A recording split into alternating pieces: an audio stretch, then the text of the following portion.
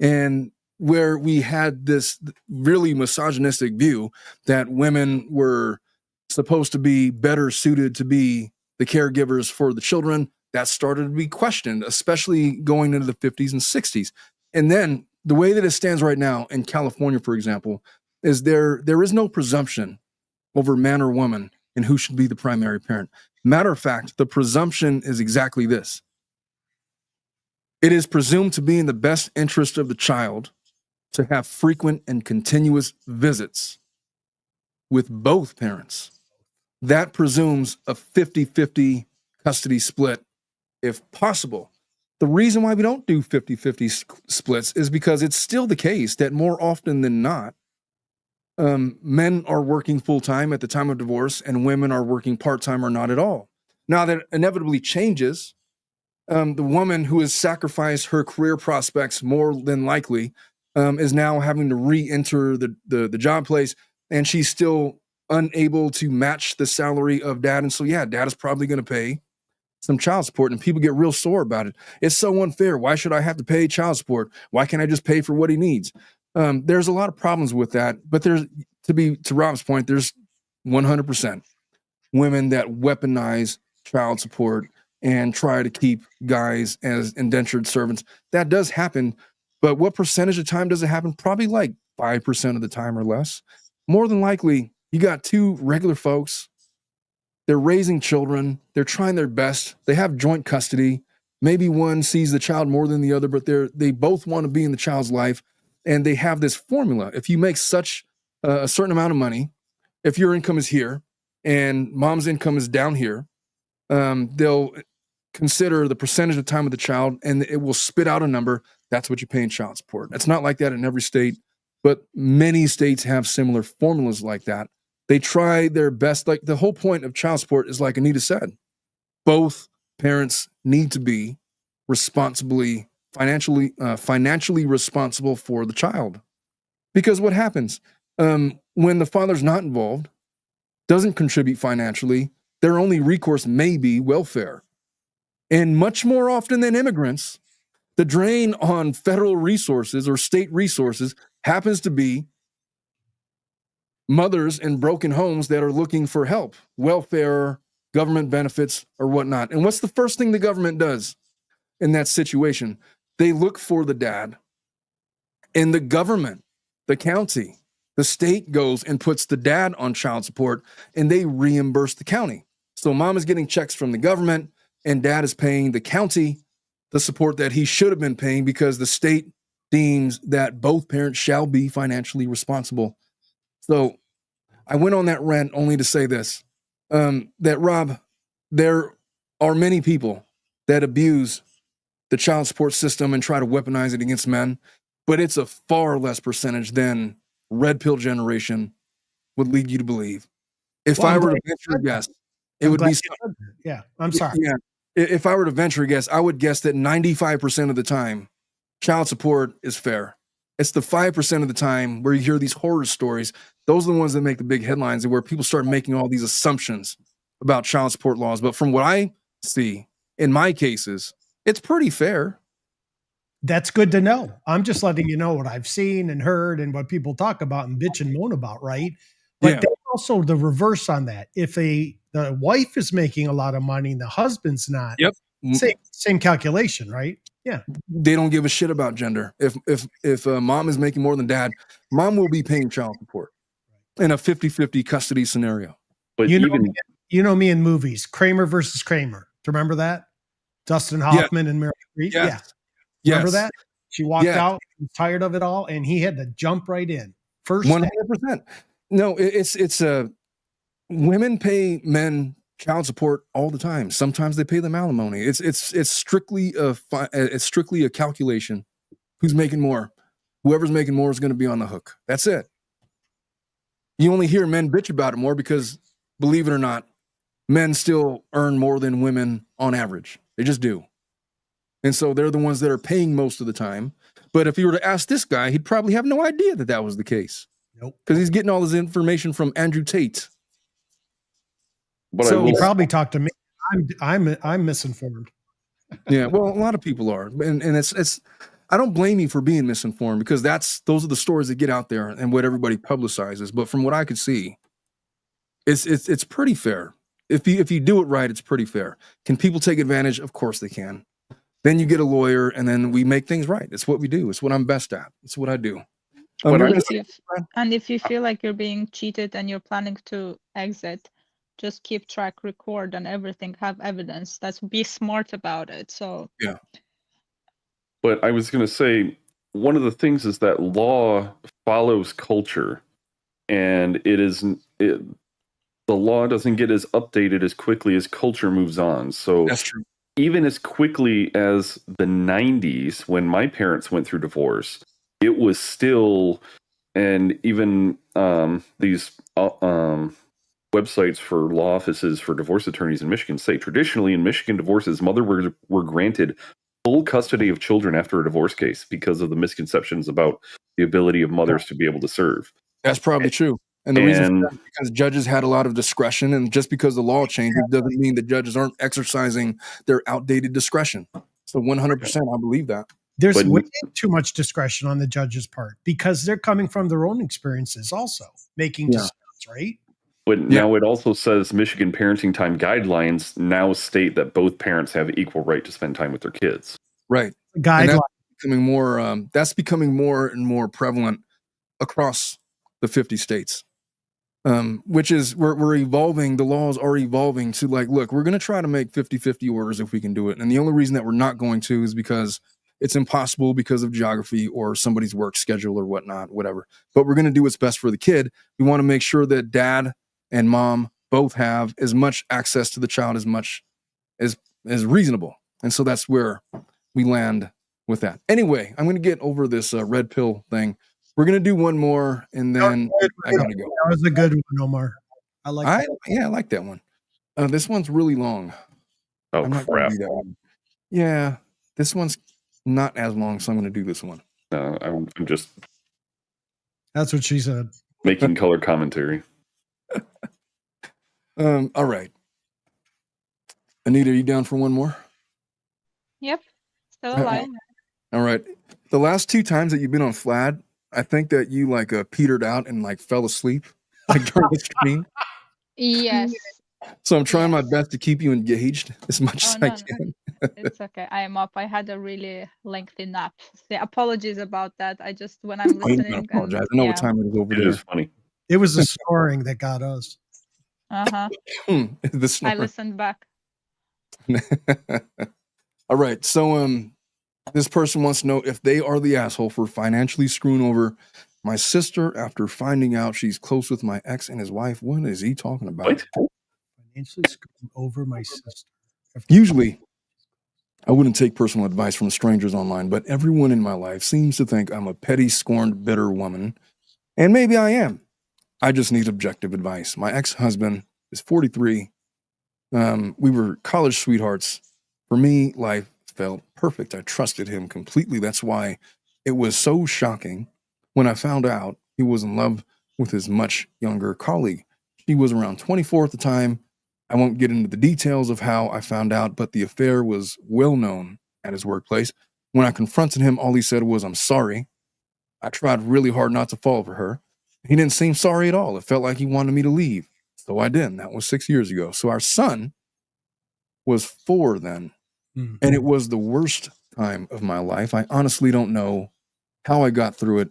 And because I was desperate, I wanted him to fight for me, to fight for our family, but he didn't. He was quick to sign the divorce papers, didn't even fight for custody. It was as if he had started a new life and completely erased the old one. It took years of therapy to feel normal again, to stop checking that woman's social media and comparing myself to her. The fact that she's very pretty and charming didn't help. His family loved her, and as disgusting as it sounds, one of our common friends even said it out loud. I don't support cheating, but I mean, look at her. When I told her about the cheating, I guess that's what everyone was thinking. This one was just stupid enough to voice it out. So I had to cut off that group of friends too. They got married 3 years ago. Now they have a daughter, a picture perfect little family. The current arrangement is that our son stays with my ex on weekends and holidays, which works fine for the most part, Last week, I found out that my sister has been in touch with my ex all these years. That would have been forgivable since they were close when we were married and she saw him as a brother, but she's actually best friends with his new wife, and she kept it from me for 6 years. I only found out because she left her phone at my house, and I saw several texts from the wife.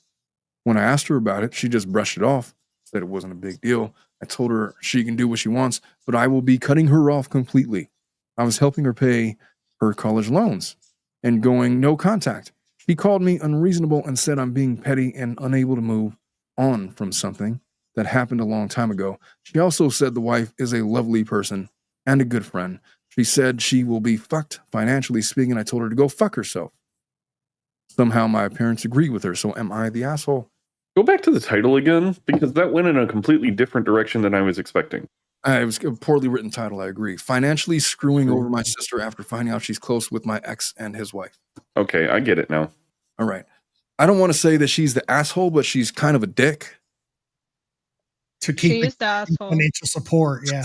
No, actually, no. Sorry, she's not the asshole. I mean, My she own doesn't have to sister, give her- my own blood. Well, it's No, not like she's sleeping with her brother, though, to be fair.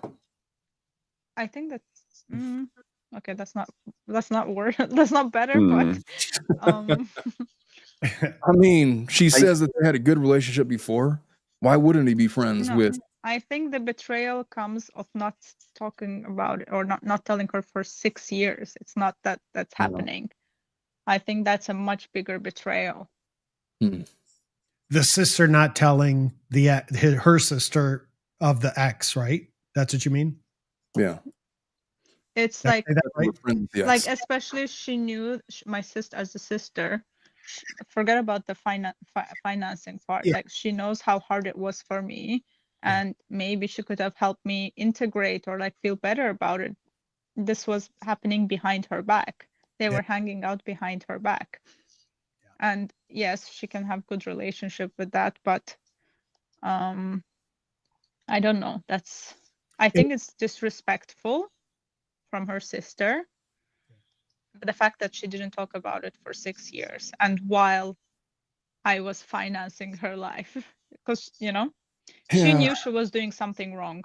Otherwise, why would she hide it? Well, maybe she doesn't believe she's doing anything wrong, but she knows knowledge of it would hurt her sister. Maybe both of those thoughts exist in the same space. I disagree with that part. I'll agree with that, but you have to remember also she's kind of taking advantage of her sister because she still continues to accept monies for her college loan. That's the part. Yeah, there's a mix there, right? So why is she paying her sister's college loans when she herself is 20 years outside of college? Because they didn't say how old she was, but if we're going in the general wheelhouse, I would say she's no older or younger than.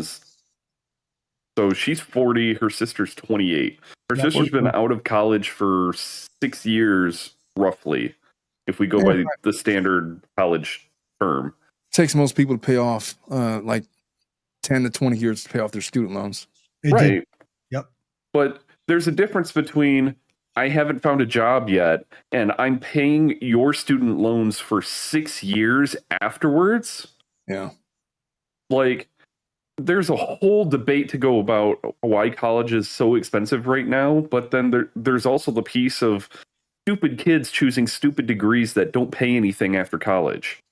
And the idea that her sister can be friends with her ex for a long period of time, and then if she knew about the possible cheating and didn't tell her sister, and then believes that it's perfectly fine to be friends with her ex, his new wife, and then be able to still say, but I still want you to pay for my college. No, that's horseshit. She is not the asshole. She can tell her sister, then why don't you ask your friends to pay for your college loans if you think if they're so much better. Well, that's why I said that. I don't think she's an asshole. I think she's just kind of a dick. The sister. Right. Because like she could very well say, look, I can't afford, I'm not going to pay off. I'm going to stand on principle. I'm not going to pay your college loans. You're going to have to take care of that yourself. But the fact that she's like tying it to like this wayward event that happened in her life that's dealing with her ex and his new wife and their new kid, that's like kind of Cruella de Vil-ish. I can't disagree. I stand think against the it, and 6 year. it just feels kind of dickish to me. It's like if Okay, that's the reason- imagine put it in your brother's shoes, or put it that way. You were paying, like, imagine if you were in that situation where your ex-wife.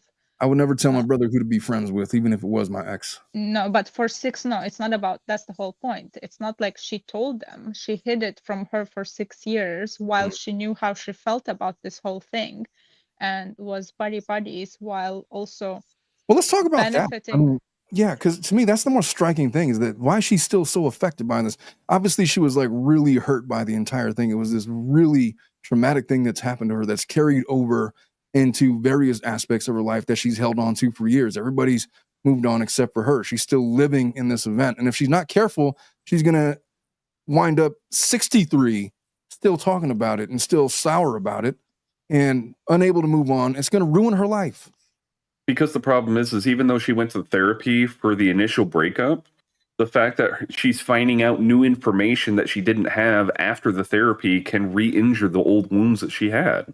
Well, I'm not a therapist and I don't give a shit about that. The point is, and that's probably true, but the point is, like, look, it feels like whatever therapy she had, if she's this sore about the knowledge that her sister still has a friendship with her ex and happens to be friends with his new wife, which, by the way, she's kind of related to because the child, isn't that like her niece? Yeah. And so they're tied together. You're not entitled to my child just because you're my niece. Like, that's your niece. But first of all, I understand what you're saying. It's not niece at all. I highly disagree because here she gave the backstory about I don't think she said it in a way that, oh, I can't believe he cheated on me. He gave the backstory of how traumatic all the events went. And my sister did this, hid it from me for 6 years. I don't think the point of that story was that I'm not over it. It was showing that how traumatic it was for her and her sister hid it from her. I think that was the point of sharing of that story. So she was saying that, oh, we have the kids' arrangement. Yeah. It works fine. And then suddenly she finds this information. So in order for them to get to that good point. Yeah. Sorry? It's all background to get to the point you're getting at, right? She told this story here is the background behind where she's at with her sister kind of thing. Yeah, because as her sister, she should have known how bad it was for her. Yes, it's like she's moved on in that sense that the kids right now, they have an arrangement. She gave the story, this is how things work. And then if she just said out of the blue, just said that, oh, my sister is friends with my ex, who cheated on me, and didn't give the backstory of how hurtful her ex-husband was, it's trying to show the sister knew how bad it was for her. Sorry, I'm running in circles, but I'm trying to get my point across. Well, everybody agrees with you, so I think you're doing a good job. Yeah. LCS says, Omar, I strongly disagree. And then she says, I don't think that you are not understanding. Then she means I don't understand. Missy says, I'm with Anita. I think the problem is, it's not that I don't understand. It's just that if I put myself in her position, I don't care about any of that shit. It's just not important. It would never be important to me. But that's me not looking at it objectively. I'm just, I don't understand the hurt that she feels. And you're probably right with all of that. If this lady was a man, and maybe this speaks to the way that I was raised, perhaps my toxic masculinity or whatever, I would tell this guy to stop being a little bitch, get his ass into the gym, let it go. It's none of your business. What guy? Well, if she was a man, if this guy was a man and it was telling me the same story, that's what I would be telling him. Yeah. The fact that she's sore about this, I can't pretend to understand her feelings. And she's sore about her sister, not about the guy.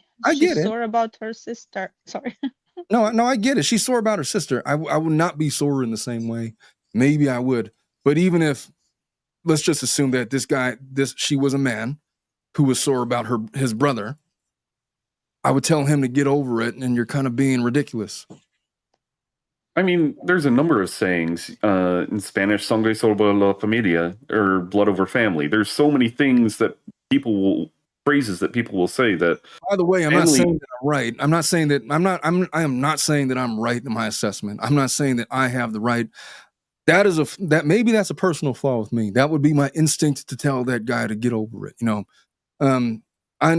People are saying like sisters don't lie like that to each other. I'm not sure if I view it as because it's not a direct lie. So she's not letting her omission of lie in the court of law is also a lie. I know. I know. I just feel like I'm not sure that she had like bad intentions with what it. Do you mean? Sorry.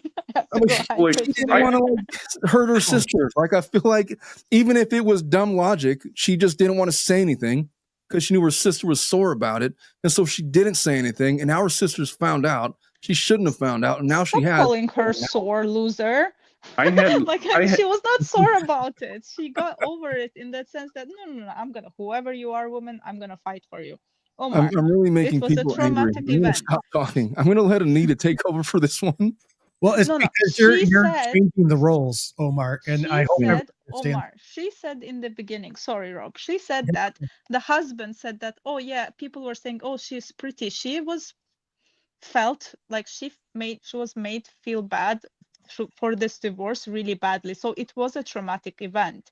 Yeah. And then they got to a point. So her sister had witnessed how badly she was humiliated in this whole thing by her husband and by people around. So a sister not telling that, oh, by the way, I am best friends with the woman and your husband. You can be friends. I will say that, oh, it's my niece, or you can have that conversation. The fact that for 6 years, 6 years, 6 fucking years, COVID was 2 years, and that felt so long. For 6 years, your best friend as a sister, there's a bond that you don't like. That is insane. I guess. And look, I'm not saying that I have the right perspective, and you guys are all probably right. It's a shitty thing to do, but I guess she has a decision to make. She's best friends with her sister. She has this special relationship with her sister and blood over water and all that kind of stuff. She could hold a grudge and cut her off or not. And life is short. It is not a grudge. It's going to turn into one. Right now, it's not a grudge, but 5 years from now, it will be. If her sister doesn't apologize, and it's not a grudge if the sister belittles how she's feeling while she's paying for her college, the sister's like, oh, just get over it, you're being petty. It's not like, oh, I'm sorry, I thought you were gonna get hurt. That was nothing. They doubled down on this poor lady. So if they had a different approach and then they talked to that, oh, I understand they were scared to hurt. No, that is not the conversation that happened. They said, oh, get over it, minimizing what I went through. So fuck you. I don't care if you're my sister. You're cut off. Jen, do not throw your phone. LCS, all the people agreeing with Anita, do not. I'm not saying that I'm right. I'm just playing. I guess I'm playing devil's advocate. You're taking the role of if it was a man divorced from his wife. I'm done with the man thing. If she were to talk to me about this, I would ask her these questions, and then she would say it's really important to her, and I would probably say, okay, if it's that important to you, then I will support. I can't tell you how to feel. I could tell you what I think. This is what I think, but if it means that much to you, then I'm not going to discount and dismiss your feelings. You already did by the way you spoke about it.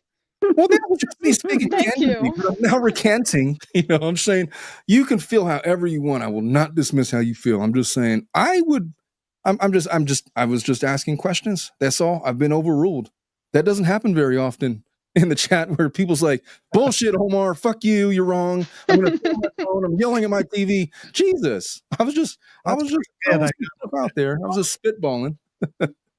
So, Omar, you talk about toxic masculinity from your childhood, but you're also a lawyer of 36, 37 years now? No, not that long. Jesus, I hope not. I hope never. That also impacts your perspective, correct? Well, you know what I mean? You have a core. But And I'll tell you how it does.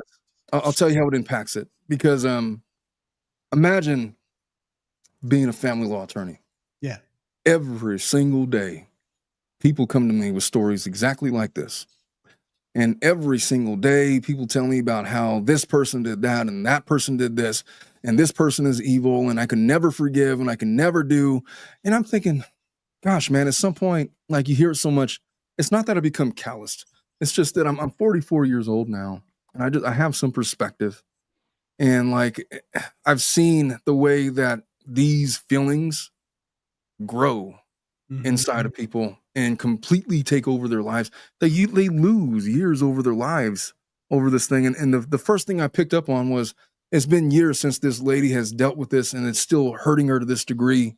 And so I was just wondering out loud if there are like some unresolved things that are still going on that haven't healed, that have not allowed her to move on to the point where she's having this visceral. I'm just trying to understand the reaction, I guess, is what I'm trying to say.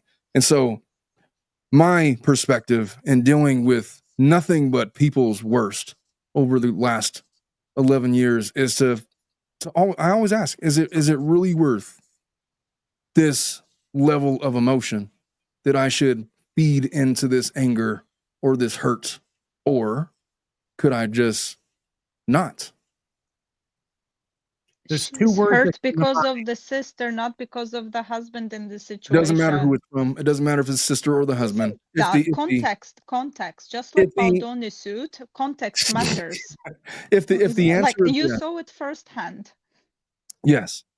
But I guess my point is, if I ask that question, is it worth holding on to this emotion, whether it's from the husband or from the sister or for whoever? If the answer is yes, then hold on to it then, for as long as you need to, until you don't have to anymore. I think she should just cut her off and say, fuck all of you, you're all out. Yes, I think that should be the outcome. But the reason why she's doing that is not. Okay. But if anything, I rest my case. Just read the chat. I rest my case. Not that I'm disagreeing with Anita, but I will say that in ridding yourself of one grudge, you're creating another in the sister. Oh my gosh, Omar mansplaining for women to move on. I was not trying. You know what? I'm not gonna explain anything now. How about that? I manscape, but I don't mansplain. You know, I'm not trying to tell this lady how to. There's two words. There's festering and smoldering. Right? Those are two very key words that can be under this woman's skin for 6 years. Something, and that's what your point was. Is this something you really want to hold on to, or have part of your life that's going to fester into something more elaborate, like Brad said, or smolder till the fire sparks and then boom, you blow up, right? That's the same concept. You're just asking them up front to say, is this something that you feel that strongly about, that you're willing to A, give up your sister, or B, give up this or whatever? And if the answer is yes, okay. That's your decision. It's your how you want to live your life. But if the sister came and said, I know I hurt you, I would be on board with what you're saying. But the sister, they went on to minimize how this is. Oh, guys, are we forgetting what we read? What happened to this poor lady? Sorry, it was really shitty what happened to her. Like the whole thing. Yeah. The whole thing was awful. It would be different when they came and they said, okay, this was not right, but we did it because we were scared, because it was so hard. This is not what happened. She's not festering into this like a grudge. Right. If she cuts the people of her life who don't think what she went through is valid, that's the whole point. I think she should move on. She should be like, fuck you. Yeah. I thought you were my sister. I thought we were loyal. And then sisters can make up later. But for the moment, she's not in the wrong for what she's doing. Right. Because it was not like, it is not holding a grudge. It is actually mirroring how she has treated her. So that's what I was trying to say. But I do agree that you shouldn't hold onto a grudge or something, but she should literally be like, this is how I've been treated, so I'm going to mirror that. So why would I give more to the person who doesn't give me, at least I give money to the person who doesn't even want to respect me by telling me. Schnitzel would say they need to communicate, right? Schnitzel would say they need to communicate. They need to talk to each other. They should have been talking to each other and being honest, right? No, That's she reserves that for people in relationships. Communication in relationships is, paramount to save the relationship. But sister, at this point, right? the sister And didn't the value sister- the relationship to begin with, and that's the problem. Yes, thank you, Brad. My mom has chimed in. My mom says, I don't think it was a betrayal not telling the sister she had communications with her ex and his wife. I think she was protecting her sister's feelings. Yeah, That's but the my mom sister didn't mansplaining. say that. That's sweet. The problem is that That's sweet, Mom. that's the thing. We agree. If that was the case, this would have been a different conversation. They Yeah. doubled down and said that stop being a whiny bitch. That's what told her, and pay my school fees. That's what she said. Like, Right. Whiny bitch. that's what they told her. Oh, I'm gonna boy. speak Omar's language from now on. No, I don't mind that. it's Oh, Omar, I would love to hear your wife's perspective. From Unless what? she agrees with you. Oh, she would agree with me. He always agrees with I feel like she would. I just feel like she would. I don't know. But I'm not. I'm not trying. You know what? I don't want to be accused of mansplaining. Could I just? You've already been accused that was of it. not cool. I disagree with whoever You said need to that. back it up. I am just saying. I have no idea. I'm not trying to tell this lady how to feel. I'm just asking her if it's worth it. And if she tells me that it's worth it, then I'll stand behind her. That's all. And I tried to support you with that. I did try to support you with that. I said you presented her with your view of the situation, and if she wants to accept it and that's what she's okay with, good luck. That's I'll support. I agree. The wife says she agrees with Anita, so I'm wrong. There you go. Ooh. I got Mrs. Tilted Anita, Lawyer on my side. Omar's going to write the next one next week. Now we're going to read some more. My wife agrees with Anita. So What I should was I do? accused of mansplaining, and I don't know how to feel about it. I've been married for a long time. And I feel like this is bullshit. And we'll all rip it apart. There's the bro code. There's a sister code. Oh yeah. Oh yeah. I don't know. I don't want to talk about my approach to anything because it doesn't matter. I'm just saying. Well, like I said, I feel like I've said what I got to say. Yeah. No, it does I matter. disagree Sorry, I with didn't mean you. to attack. I was just fighting for I this don't woman's mind. right. I don't mind a little kerfuffle. Not equality, right, Anita? It's equality. Women and men, same thing. Yeah. Well, folks, it's been like an hour and a half, and it's like 7:30 over here. Is about to be. I think it's time to wrap up. I got to get home. That was good. I'm going to be traveling to Phoenix tomorrow. I may do a live stream late at night. By late, I'm talking like midnight, or I may not. I probably won't. But I'm going to be on stage with Zach and Andy and Lauren and myself and Clayton Eckert at the Phoenix Improv.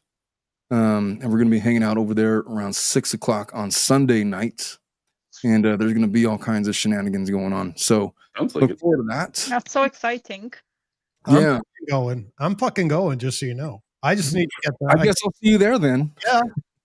You call it the Phoenix Improv. I've looked it up. There's 3 different ones with different names, like Desert. Well, I don't even know which one it is. It's the one that we're going to be at, I guess. We'll get the links out. Around the state of the city of Phoenix. Omar, Lauren.